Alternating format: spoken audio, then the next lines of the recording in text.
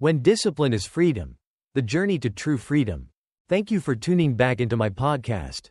Today, we're diving into a profound topic that every one of us can relate to: the connection between discipline and freedom.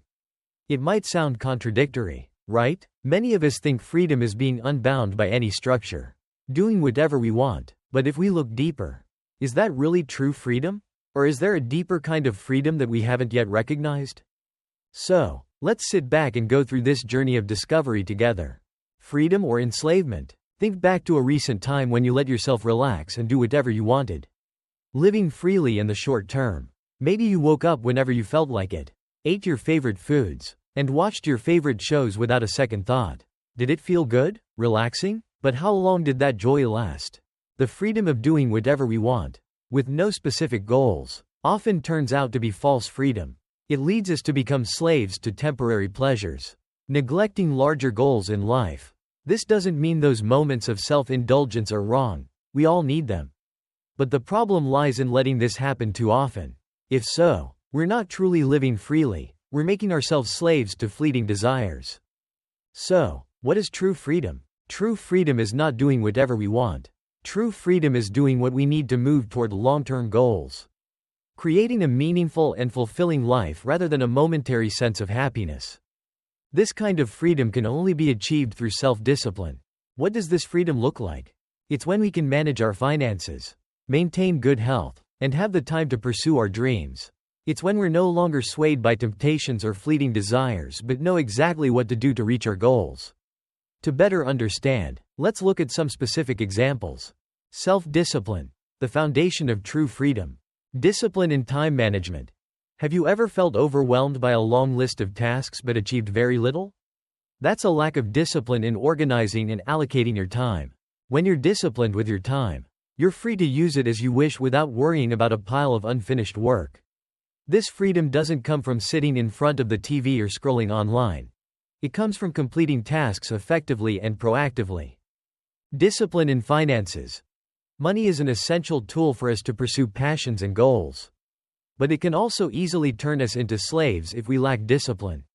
When spending is out of control, we become slaves to money, constantly burdened by financial stress. Financial discipline gives us financial freedom. Only then can we truly be in control of our lives, not bound by money issues.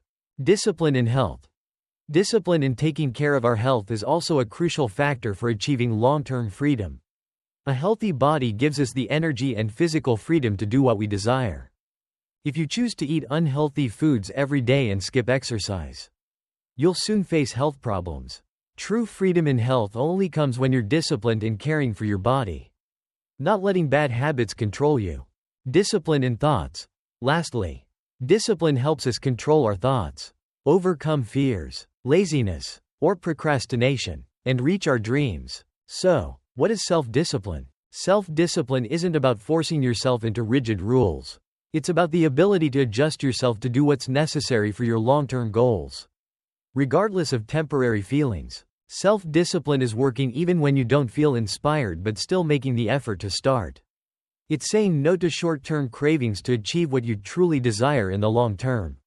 There's a saying that self-discipline is like a muscle: the more you train it, the stronger it becomes. At first, cultivating discipline may be tough, but each time you resist a small temptation, you grow stronger. Why does discipline bring true freedom?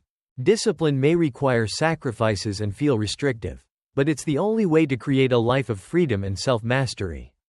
Discipline helps us manage our finances, bringing us financial freedom. Discipline helps us maintain our health, bringing us physical freedom. Discipline helps us wake up early and manage our time, bringing us freedom of time. Discipline brings us closer to our goals, bringing us freedom to pursue our dreams. Finally, what freedom will you choose? What kind of freedom will you choose? The false freedom of indulging yourself, or the true freedom that comes with long-term values? The answer may vary from person to person, but one thing is certain: with self-discipline, you'll find a much more noble kind of freedom. If you found today's podcast interesting and helpful, don't forget to subscribe to my channel so you won't miss the next episodes. Leave a comment and share your thoughts on this topic. What does true freedom mean to you? Are you on a journey of cultivating discipline to achieve it? I look forward to hearing your stories. Thank you for listening, and see you in the next episode.